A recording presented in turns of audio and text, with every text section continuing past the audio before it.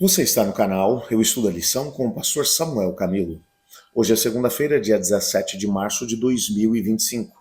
E o tema que estudaremos na nossa lição da Escola Sabatina será os dois maiores pecados.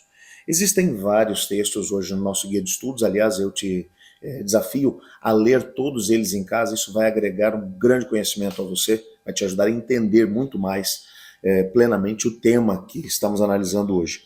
Mas entre todos os textos, eu pensei aqui o texto de Zacarias 7, versos 9 a 12, que diz assim: Assim falou o Senhor dos Exércitos, julguem segundo a verdade, sejam bondosos e misericordiosos uns com os outros. Não oprimam a viúva, nem o órfão, nem o estrangeiro, nem o pobre, e que ninguém faça planos para prejudicar o seu próximo. Porém eles não quiseram atender, e rebeldes, me viraram as costas e taparam os ouvidos para que não ouvissem. Sim, fizeram o seu coração duro como diamante, para que não ouvissem a lei, nem as palavras do Senhor dos Exércitos, que ele tinha enviado por seu Espírito mediante os profetas que nos precederam. Daí veio a ira do Senhor dos Exércitos. Bem, quando olhamos para aquilo que estudamos na lição de ontem, que são os dois grandes mandamentos, aliás, se você ainda não teve a oportunidade de poder assistir ao vídeo de ontem, aproveita, dá uma olhada aí no nosso canal no YouTube, Eu Estudo a Lição com o pastor Samuel Camilo, você vai encontrar na playlist a lição de ontem, os dois grandes mandamentos, você vai ter aí a oportunidade de poder entender isso. Só repassando um detalhe que é super importante, já mencionamos que quando Deus entregou os mandamentos a Moisés, ele os entregou em duas tábuas. Na primeira tábua, você encontrava os primeiros 4 mandamentos que diziam respeito ao amor a Deus. Na segunda tábua, os últimos 6 mandamentos, que diziam respeito ao amor ao próximo. Então, nessa perspectiva, o próprio Moisés mencionou que os mandamentos, os 10 mandamentos, poderiam se dividir em 2 grandes mandamentos. Amar a Deus sobre todas as coisas, a primeira tábua, e amar ao próximo como a si mesmo, a segunda tábua. Tudo aquilo que a gente vai ver como desdobramento das mensagens proféticas do Antigo Testamento vai estar baseado no Pentateuco, naquilo que foram as instruções que Deus deu ao seu povo, que era o propósito para que eles pudessem viver, mas no resumo, no final de todas as coisas, você vai encontrar de forma muito, mas muito intensa o Senhor Deus cobrando o fato deles terem negligenciado esses 2 grandes mandamentos, o amor a Deus sobre todas as coisas e o amor ao próximo como a si mesmo. Quando vamos estudar o ensinamento dos profetas menores, nós percebemos uma ênfase grande a respeito disso. Uma cobrança da parte de Deus mencionando: tudo que eu pedi a vocês é que vocês me amassem de todo o coração, bem como ao próximo como a si mesmo. E vocês negligenciaram isso. Quais foram as consequências da quebra desses mandamentos? Nós vamos dar uma olhada exatamente nisso, porque na quebra desses 2 mandamentos vocês encontram os 2 maiores pecados. Então, assim como você tem os 2 maiores mandamentos, a quebra deles representam os 2 maiores pecados. Quais foram as consequências dessa quebra? A gente vai falar sobre isso daqui a pouquinho.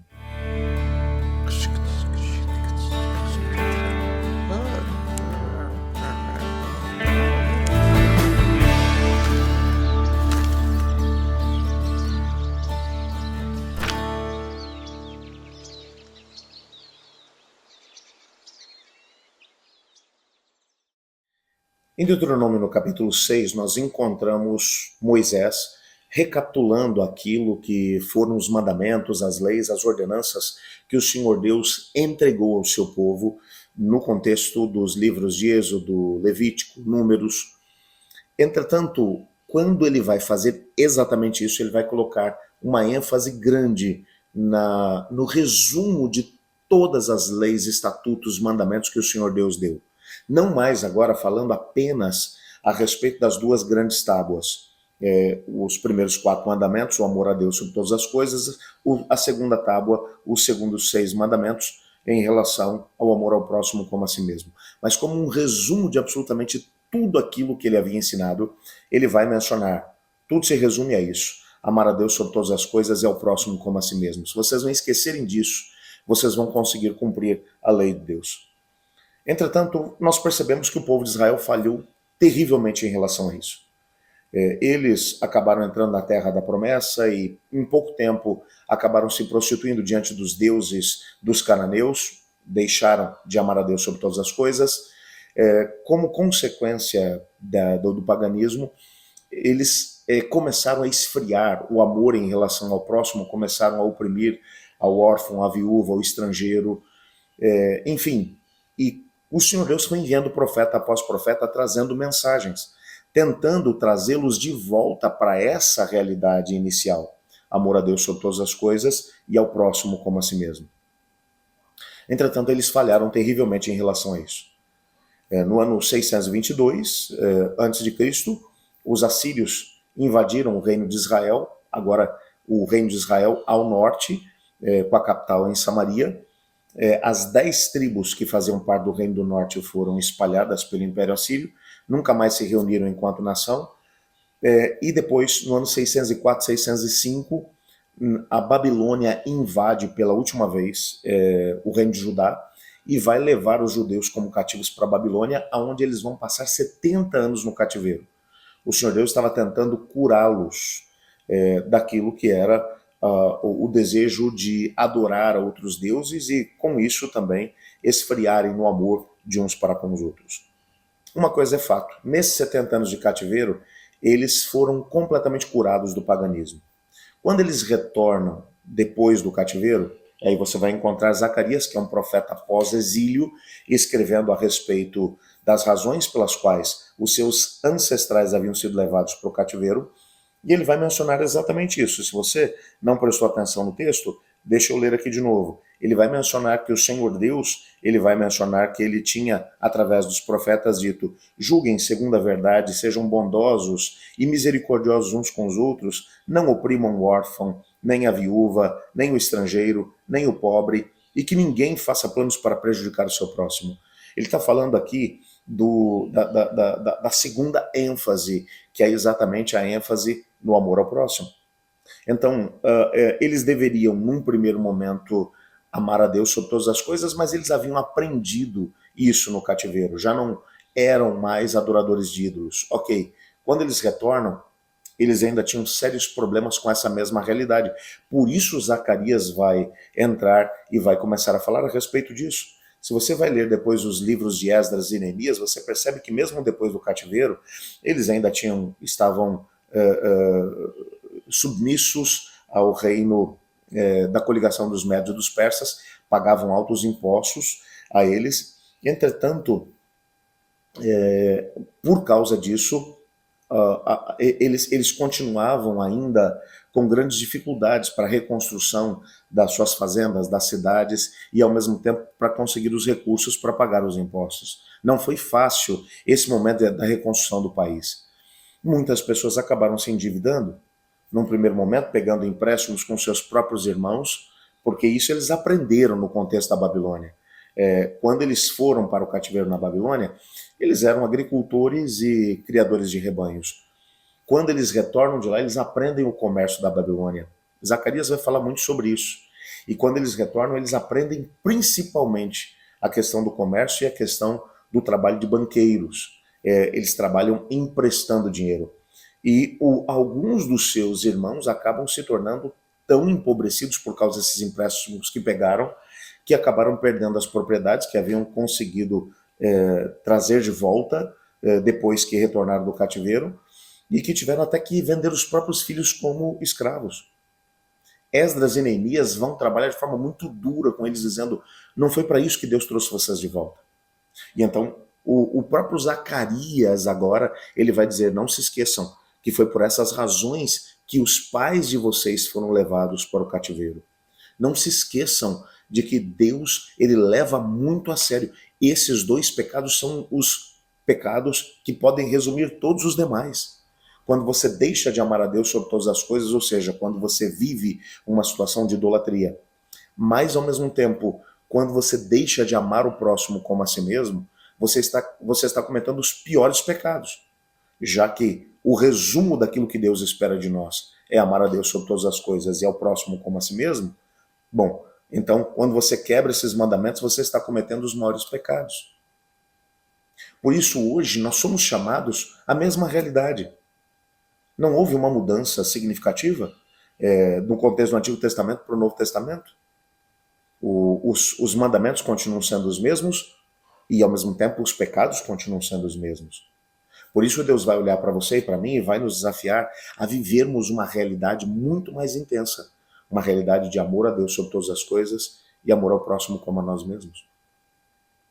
E como já mencionei anteriormente, nós estamos nessa semana tendo a oportunidade de poder, de alguma forma, demonstrar amor para com o nosso próximo. Eu já mencionei que essa é uma semana quando nós conscientizamos as pessoas a respeito da trissomia 21 ou da síndrome de Down, dos desafios que as famílias atípicas com uma pessoa com síndrome de Down têm. Eu posso falar sobre isso porque meu filho Emanuel hoje tem 14 anos e tem síndrome de Down. E é um grande desafio, sem sombra de dúvida. Uma das formas de podermos mostrar amor para com o próximo é demonstrando também empatia. Hoje, por exemplo, eu quero desafiá-lo a orarmos não apenas para que Deus nos dê amor a Deus sobre todas as coisas e ao próximo como a nós mesmos, mas para que nós possamos demonstrar esse amor de forma mais prática. Eu separei algumas razões pelas quais nós vamos orar a cada dia, e hoje, especificamente, na segunda-feira, a ideia é que oremos pelos profissionais que estão ligados ao trabalho com pessoas com síndrome de Down. Eu estou falando aqui sobre os profissionais das escolas, em especial aqueles professores, principalmente os professores auxiliares que acompanham o trabalho com as crianças com síndrome de Down. Mais do que isso, as equipes de saúde, as equipes de esportes e, ao mesmo tempo, os professores de apoio, os terapeutas, as equipes de saúde, as empresas que dão oportunidades às pessoas com síndrome de Down para poderem conseguir um emprego, até porque elas precisam também desenvolver a sua vida, o seu trabalho. E você pode pensar que não são tantas pessoas assim, mas nós temos uma quantidade muito grande de pessoas hoje em dia na nossa sociedade com síndrome de Down e que precisam desse apoio, desse olhar inclusivo. Essa é uma oportunidade que Deus nos está concedendo para podermos demonstrar também amor para com o nosso próximo e para com as famílias que têm uma pessoa com a trissomia 21, ou seja, com síndrome de Down. Vamos orar juntos? Senhor Deus, nós te pedimos que o Senhor nos ajude a podermos viver a realidade de amar a Deus sobre todas as coisas e também ao nosso próximo como a nós mesmos. Ajuda-nos a podermos viver essa realidade. Nos colocamos em tuas mãos pedindo uma bênção especial, Pai, para que possamos viver uma realidade diferente daquela que Israel viveu no Antigo Testamento. Apesar do Senhor ter dado a eles esses 2 mandamentos, eles quebraram de forma vergonhosa cada um deles. Nós queremos tanto te amar acima de todas as coisas, como também, cheios desse amor, amarmos ao nosso próximo como a nós mesmos.